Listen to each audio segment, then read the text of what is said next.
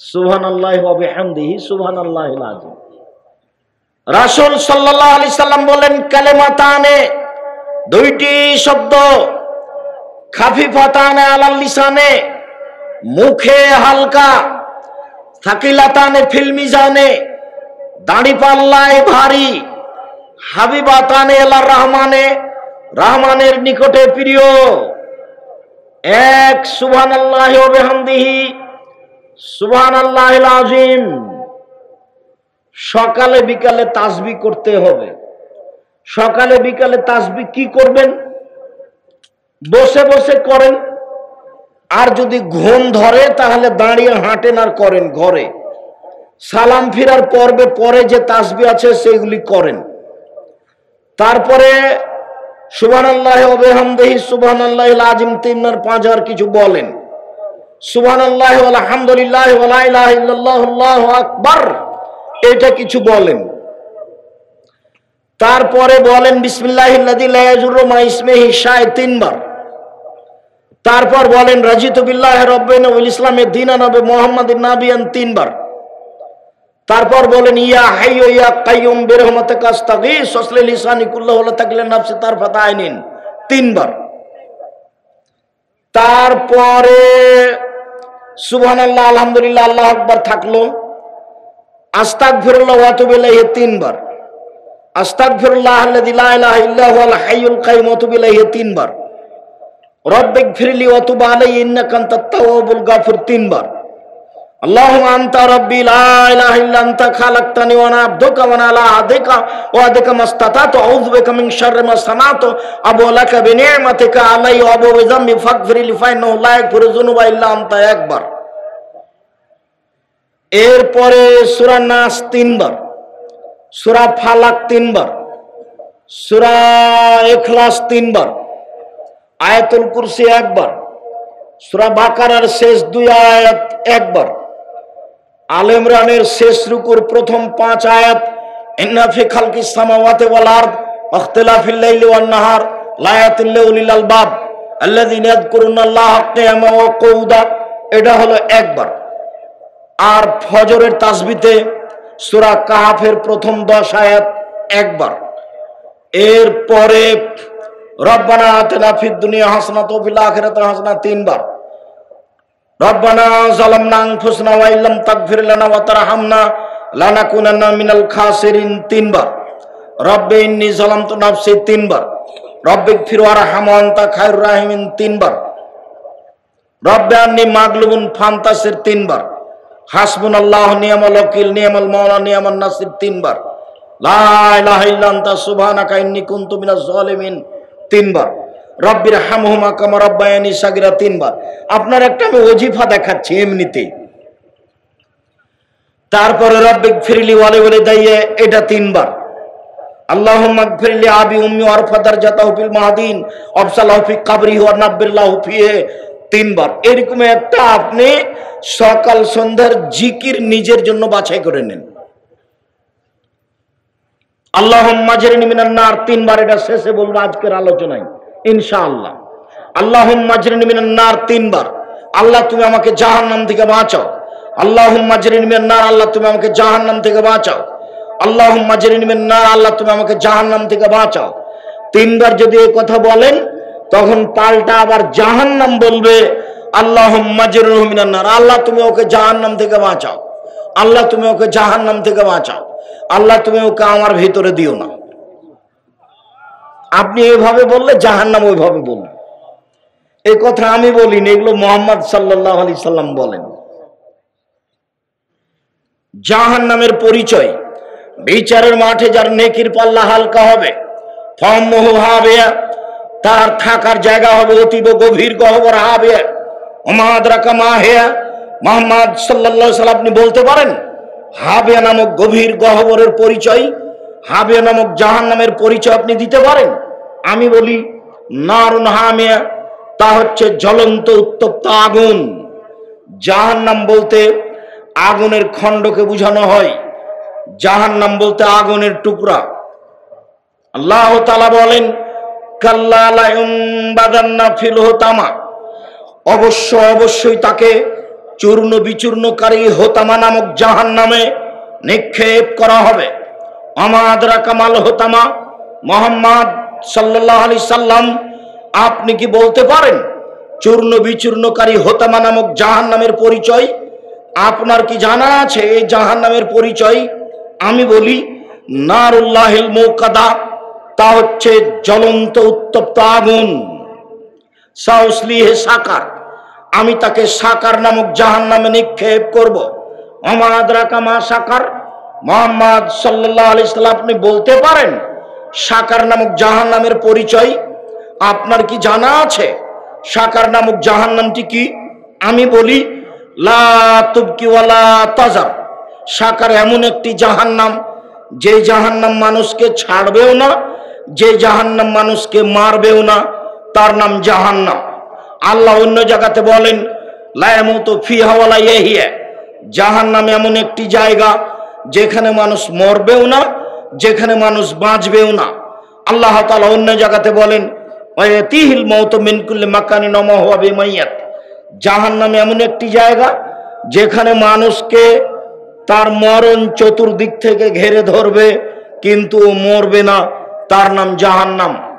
সম্মানিত দিনী ভাই বোন, আমি আপনাকে কোরআন মাজিদ থেকে জাহান্নামের পরিচয় দেখাচ্ছিলাম, একটু রাসূল সাল্লাল্লাহু আলাইহি সাল্লামের মুখ থেকে জাহান্নামের পরিচয় দেখা। এই ছেলে, আর একজনের গায়ে হাত দিয়ে দাও, বসে আছো? তোমার পাশে আর একজন কি ঘুমিয়ে আছে? ইচ্ছা করলে আপনি কালকে আমাকে ডেকে উপস্থিত করতে পারবেন না, এটা সহজ নয়। কাজেই সময়কে একটু মূল্যায়ন করেন।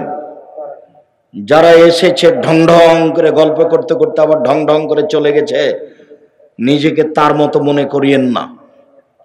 সময়ের দাম আছে।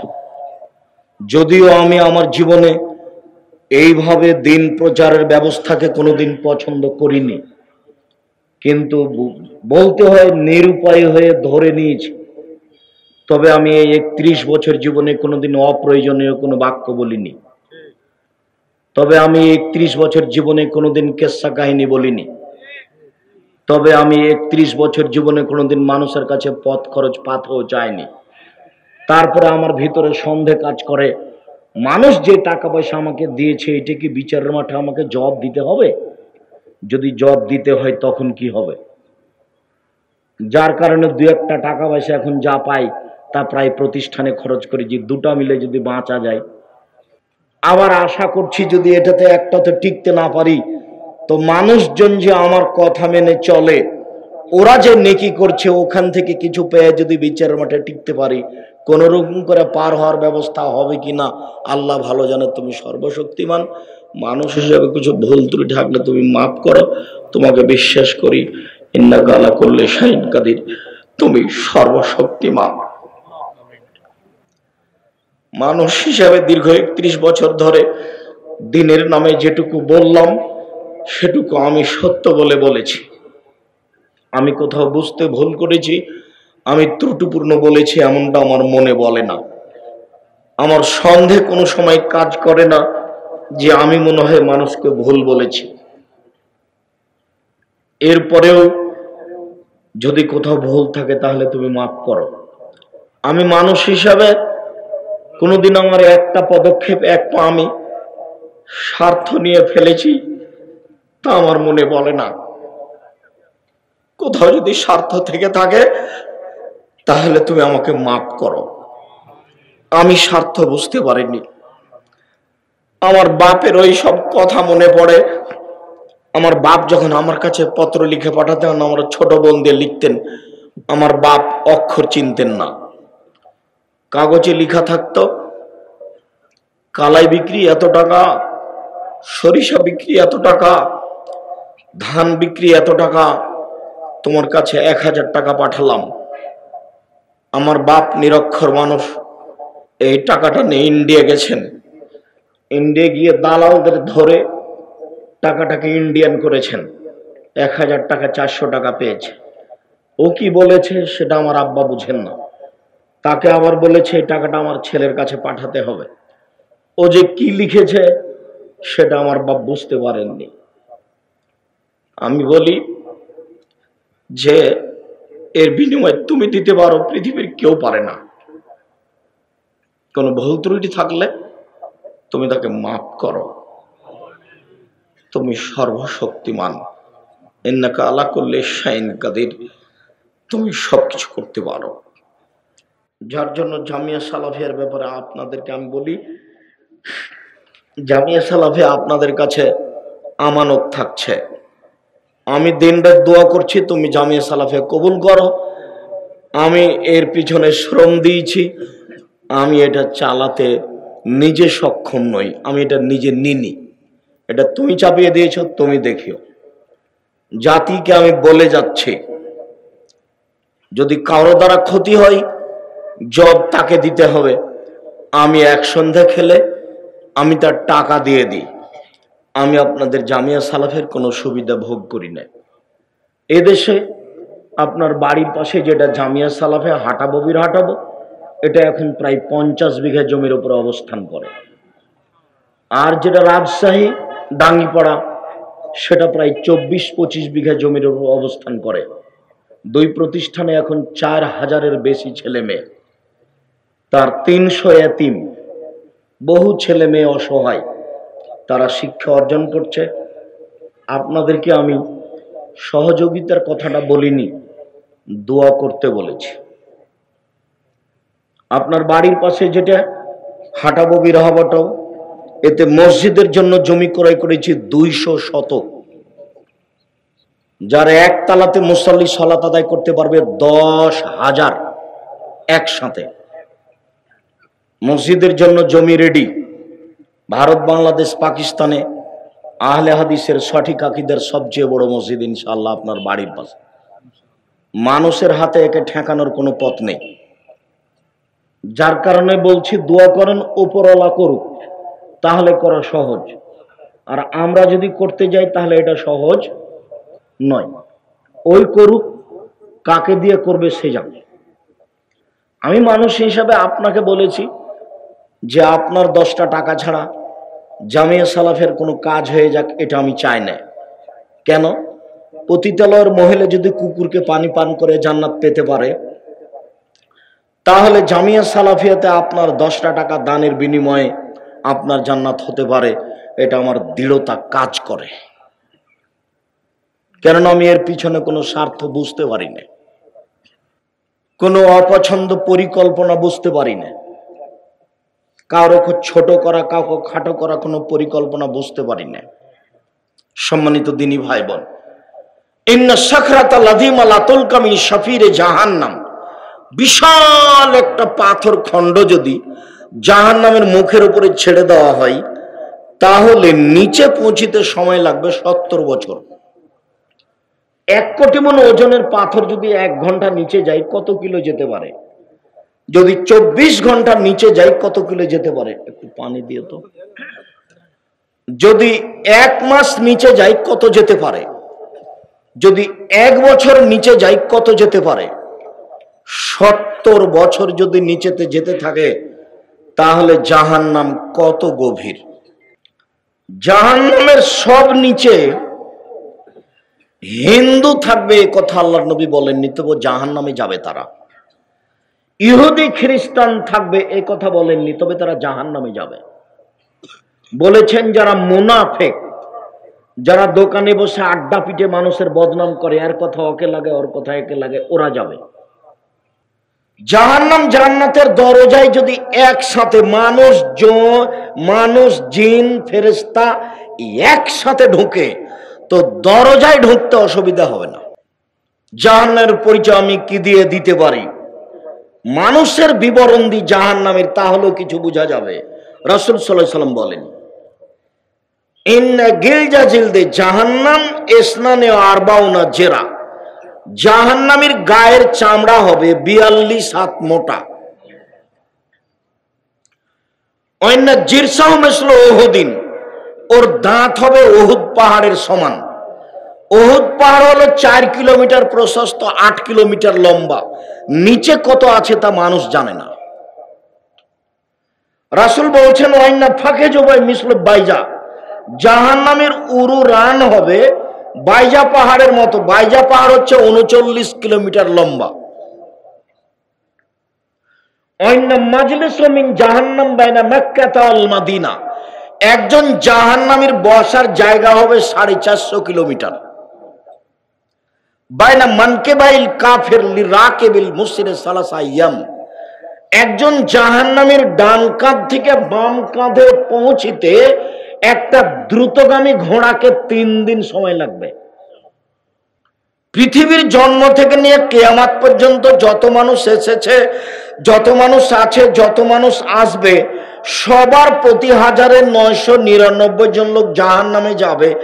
একজনের বসার জায়গা যদি 450 কিলোমিটার হয়, প্রতি 1999 জন লোক যদি জাহান্নামে যায়, তাহলে জাহান্নাম কত বড়। জাহান্নামকে টেনে হেঁচড়ে বিচারের মাঠে নিয়ে যাওয়া হবে। তাহলে জাহান্নাম রেডি আছে। কেন রেডি তো আছে, শুনেননি? ওই যে আল্লাহ রাসূল বলছেন, আমি স্বপ্নে জান্নাত দেখলাম, জাহান্নাম দেখলাম। জান্নাতে যখন ঘুরছিলাম, দেখলাম একটা সুন্দর টকটকে ঝকঝকে ঘর, পাশে একজন বৃদ্ধা মহিলা পানি নিয়ে অজু করছে, হাত পা ধুচ্ছে। আমি বললাম, মহিলা বলতে পারে এই ঘরটা কার? তো মহিলা বললো, এই ঘরটা উমরের। তো আমার মন চাইলো, আল্লাহু সামাদ, ঘরের বাহির যদি এত ঝকঝকে হয়, ভিতরই বা কেমন? তো আমার একটু ভিতরটা দেখার স্বাদ হলো। এরপরে মনে পড়লো, উমর, এটা উমরের ঘর, এত বড় মানুষের ঘরে ঢোকা যাবে না। উমরের আত্মমর্যাদা হিসাব করে আমি ভিতরে ঢুকলাম না। সকাল হয়ে গেল, উমরের সাথে দেখা। উমর, স্বপ্নে আমি জান্নাত জাহান্নাম দেখলাম। জান্নাতে ঘুরতে ঘুরতে তোমার ঘরটা দেখলাম। তোমার ঘরটা দেখে আমার ভিতরে ঢোকার স্বাদ জাগলো, কিন্তু তোমার আত্মমর্যাদাকে হিসাব করলাম, এত বড় মানুষের ঘরে আমি ঢুকি কি করে, তাই আমি ঢুকিনি। এই কথা বলতে না বলতে উমর বলছেন, আল্লাহর নবী, আপনি আমার আত্মমর্যাদাকে খেয়াল করেন। এই কথা বলে তিনি অঝর নয়নে কাঁদতে লাগলেন। উমর রাদিয়াল্লাহু তাআলা আনহু তিনি বলেন, আমি যখন জাহান্নাম দেখছিলাম, জাহান্নাম দেখতে দেখতে দেখলাম যে ফাত্তালাতুন নারা ফিহা আকসারু আহলিহা নিসা, জাহান্নামে বেশিরভাগ দেখলাম মহিলারা, বেশিরভাগ দেখলাম মহিলারা জাহান্নামে। মদিনার মহিলারা জিজ্ঞাসা করেছিল, আল্লাহর নবী, বেশিরভাগ মহিলা জাহান্নামে যাবে কেন? আল্লাহর নবী উত্তরে বলেছিলেন, ওরা স্বামীকে মানে না, এই জন্য। সম্মানিত দিনী বোন যারা এখানে আছেন, যারা চলে গেছে তারা তো ঘুমিয়ে গেছে বা টিভি নিয়ে বসে আছে, আর তাকদীর নিয়ে গেছে। যারা চলে গেছে তাদের স্বামীকে বলছি, ও বাড়িতে যে আপনার বউ কি করছে, আপনার বউ কি করে, আপনার বউ কি এমন করতে পারে, আপনার বউ কয় টাকার মালিক, আপনার বউ কয় পয়সা বিদ্যা রাখে, জানেই বাকি, আপনার কি ধারণা? মনে কষ্ট নিয়েন না, আপনি আমার কাছের দিনী ভাই। যদি মনে করেন যে বিদ্যান আমার বউ, তাহলে আসেন, আমি ঘুঘুরা তুলে দেব। আপনাকে আমি ক্ষিপ্ত হবেন এই জন্য বলিনি, আপনি আমার অনেক কাছের মানুষ। আপনাকে আর আপনার স্ত্রীকে সামনে রেখে আমি এসেছি, কিছু কথা বলবো এই জন্য। আপনি দাম দিবেন না মানে? আপনাকে আমি অনেক ভালোবাসি। আপনি আমাকে যতটুকু ভালোবাসেন তার চেয়ে আমি আপনাকে বেশি ভালোবাসি। আমি কোনোদিন কেসা কাহিনী বলিনি, কেসা কাহিনী বলতে আসিনি। আপনি আসবেন আর চলে যাবেন, তা তো আমি পছন্দ করি না, আর আমি সারা রাত বক্তব্য দিই না। আমি আব্দুল্লাহ বিন ফজল রাহিমাহুল্লাহ নই, আমার কাছে অত বিদ্যা নেই, আমি বক্তব্য দিতে দিতে ফজর করতে পারি না।